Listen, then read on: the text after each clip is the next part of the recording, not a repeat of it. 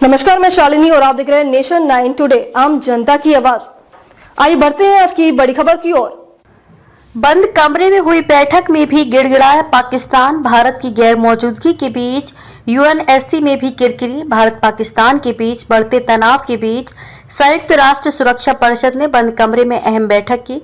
इस दौरान राजदूतों ने दोनों देश से संयम बरतने और बातचीत करने की अपील की। पाकिस्तान वर्तमान में शक्तिशाली परिषद का एक अस्थायी सदस्य है। उसने ही परमाणु सशस्त्र पड़ोसियों के बीच स्थिति पर बंद कमरे में विचार विमर्श का अनुरोध किया था। हालांकि उसका ये मंसूबा भी कामयाब नहीं हुआ। पाकिस्तान के गिड़गिड़ाने के बाद बैठक तो बुलाएगी, लेकिन बैठक के बाद अब तक ना ही परिषद और ना ही किसी देश ने इस मंथन को लेकर कोई बयान जारी किया है। बैठक में आदत से मजबूर पाकिस्तान ने शराफत का ढोंग किया, लेकिन परिषद ने अब तक इसे कोई तवज्जो नहीं दी। 15 देशों की सुरक्षा परिषद की ओर से आयोजित ये विचार विमर्श सोमवार दोपहर करीब 1.5 घंटे तक चला, लेकिन बैठक के बाद परिषद की ओर से कोई बयान जारी नहीं किया गया। संयुक्त राष्ट्र में पाकिस्तान के स्थायी प्रतिनिधि राजदूत असीम इफ्तिखार अहमद ने बैठक के बाद संवाददाताओं को बताया कि बंद कमरे में विचार विमर्श के मकसदों में परिषद के सदस्यों को भारत और पाकिस्तान के बीच बिगड़ते सुरक्षा माहौल और बढ़ते तनाव पर चर्चा करने के तैयार कराना और हालात से निपटने के तरीकों पर मंथन करना शामिल है।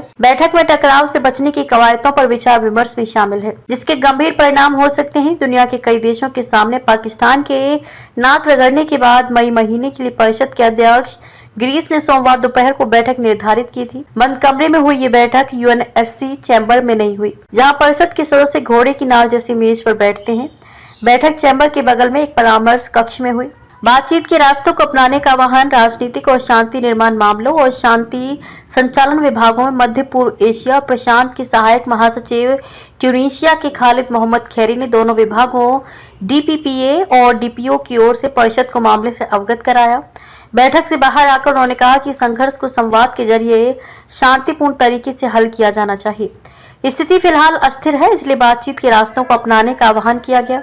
तनाव कम करने में परिषद की भूमिका पर सवालों का क्या मिला जवाब। संयुक्त राष्ट्र में ग्रीस के स्थायी प्रतिनिधि और मई महीने के लिए सुरक्षा परिषद के अध्यक्ष राजदूत एवेंजेलोस सेकेरिस ने बैठक को सार्थक करार दिया। उन्होंने ज्यादा जानकारी साझा न करते हुए बैठक को हालात सुधारने में मददगार बताया। तनाव कम करने में परिषद की भूमिका पर सवालों के जवाब में सेकेरिस ने कहा कि सुरक्षा परिषद हमेशा ऐसे प्रयासों में मददगार होती है।